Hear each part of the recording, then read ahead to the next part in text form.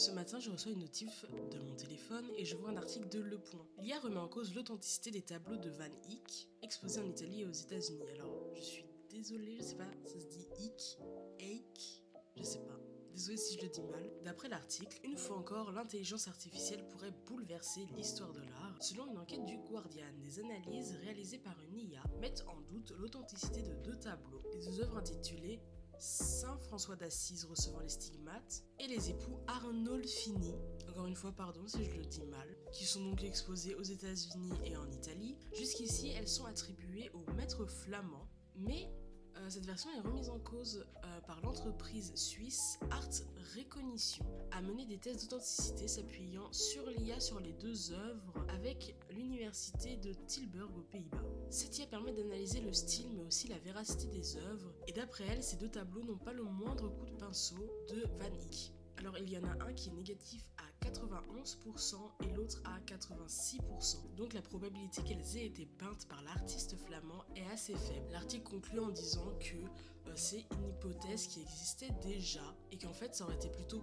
peint dans l'atelier de peinture de l'artiste, mais pas par l'artiste lui-même. Après avoir lu l'article, j'ai voulu en savoir un peu plus, mais au moment où j'écris la vidéo, j'ai rien trouvé de plus sûr parce que l'article a été publié il y a 24 heures. Je me suis dit donc l'IA peut vérifier l'authenticité des tableaux. Déjà, est-ce que c'est fiable?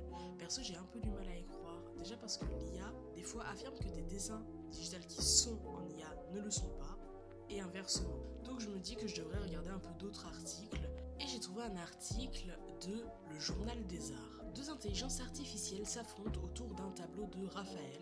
Si l'intelligence artificielle commence à s'imposer dans de nombreux domaines, dont l'art, son utilisation soulève de nombreuses questions, notamment s'agissant de la fiabilité. Récemment, la société Art Recognition, j'ai pas fait exprès, mais c'est encore eux, a conclu qu'un tableau connu sous le nom de Tondo de Bresci n'était pas l'œuvre du peintre de la Renaissance italienne Raphaël. Pourtant, en janvier dernier, des chercheurs des universités britanniques de Bradford et de Nottingham avaient au contraire affirmé que le tableau était de la main de Raphaël en utilisant une technologie de reconnaissance faciale. Grâce à un logiciel développé par Hussan Ugail, professeur de l'université de Bradford, l'IA avait comparé le visage peint sur le Tondo de Bresci et sur la Madone Sixtine de Raphaël. L'étude avait conclu qu'une similarité de 97% entre les deux Madones et de 86% pour l'enfant Jésus. Les chercheurs affirment qu'une similarité de 75% ou plus est considérée comme identique. Le système de reconnaissance faciale utilisé par l'IA du professeur Hussan Ugail s'appuie sur plus de 20 ans de développement informatique et des millions d'images et de vidéos assimilées pour reconnaître et comparer les traits du visage. Mais selon la dernière étude réalisée par le scientifique de chez Art Recognition, il y aurait une probabilité de 85% que le tableau ne soit pas de la main de Raphaël. À la lumière de ces études contradictoires, Sir Timothy Clifford, spécialisé de la Renaissance italienne et ancien directeur général de National Gallery d'Écosse, a exprimé son scepticisme quant à l'utilisation de l'intelligence artificielle dans l'analyse de l'art. Il a également souligné que de nombreuses copies fidèles des tableaux les plus célèbres existent et que ça peut engendrer des confusions quant à leur authenticité. Et selon Michael Daley, il pense plutôt que c'est peu probable que Raphaël ait créé une version identique. Si Raphaël lui-même avait créé une autre version, il aurait presque sans aucun doute introduit des modifications de son propre chef dans le tableau. Explique-t-il au Guardian avant de conclure, c'est certainement une copie du 19e siècle. L'article finit par de nombreux experts soulignent que l'IA ne fournit qu'une lecture partielle de l'objet artistique. Il insiste sur le fait que le résultat peut être influencé par des facteurs tels que la qualité de la toile, son encrassement ou des restaurations ultérieures. En fait, j'aime beaucoup ce que précise l'article à la fin, parce que l'IA ne peut pas se rendre compte si l'œuvre a été rénovée ou peut-être ne le sait pas, ou que l'œuvre est très abîmée. J'aimerais parler d'un dernier article des Beaux-Arts. Surnommée Uva la Vilaine, cette paysanne au rire goguenard porte la signature du célèbre artiste allemand de la Renaissance, Dürer. Mais l'authenticité de cet amusant dessin à l'encre, issu d'une collection privée, est contestée par plusieurs experts depuis les années 1970. Pour en avoir le cœur net, une analyse vient d'être menée par l'intelligence artificielle qui a conclu à 82% de chances d'être du vrai Dürer. L'expertise a été réalisée par la société suisse Art Recognition. Encore. Ça fait beaucoup là, non? Avant d'être sollicité, l'IA a été entraînée à reconnaître du vrai du rare grâce à 144 dessins authentiques de l'artiste, un certain nombre d'imitations et de contrefaçons de l'époque, et même des faux générés par IA.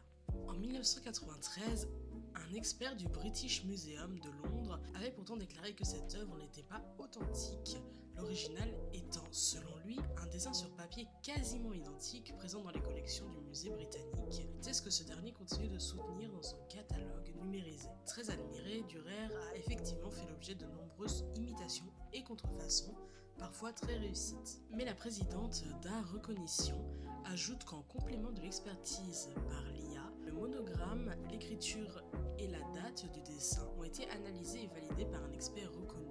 L'affaire alimente le débat sur la fiabilité de l'IA dans l'authentification d'œuvres d'art. Sur son site internet, la société Art Recognition affirme avoir exécuté plus de 500 expertises, dont celle d'un autoportrait de Van Gogh conservé au Musée national d'Oslo. Entraîné avec une précision mathématique à reconnaître le style de l'artiste jusqu'aux petits gestes étudiés à la loupe, l'IA en question se différencie d'un simple logiciel de reconnaissance faciale, mais elle ne travaille qu'à partir de photographies et ne peut donc se substituer totalement à l'expertise humaine. Bon, ça parle encore de Art Recognition.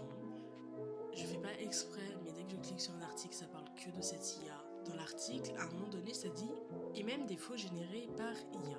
Peut-être je me trompe, mais personnellement, je trouve pas ça très utile. Pourquoi? Déjà, parce que ça fait exactement ce que beaucoup d'artistes détestent, donner de l'art à une IA pour qu'elle le reproduise. On a vu ce que se donnait avec, par exemple, Ghibli. C'est utilisé pour tout, partout, sans aucun respect du travail derrière. Et j'ai vu la même chose avec le style de Van Gogh. Et pour moi, le problème principal, c'est le manque de respect. Si on prenait mon travail pour entraîner une IA à dessiner comme moi, je serais pas vraiment contente. Je veux dire qu'un humain essaie de faire comme moi parce qu'il aime mon style, ok, mais une machine, ça me plaît moins. En plus, je ne trouve pas ça vraiment pertinent parce que générer de l'IA est souvent reconnaissable immédiatement. On voit à des kilomètres que c'est de l'IA.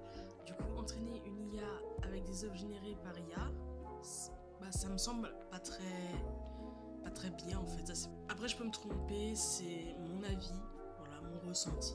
Sinon, la fiabilité de l'IA a l'air quand même remis en cause plusieurs fois et je trouve ça bien. Personnellement, je pense pas que l'IA soit une mauvaise chose en soi. Le problème, ce n'est pas l'outil qu'est l'IA, mais la façon dont on l'utilise. Dans l'art d'ailleurs, l'IA ne devrait jamais remplacer le regard humain. Elle peut aider, mais pas décider à notre place. Après, mon discours sur l'IA générative est un peu différent. J'avoue que je suis très contre, mais là c'est pas le sujet.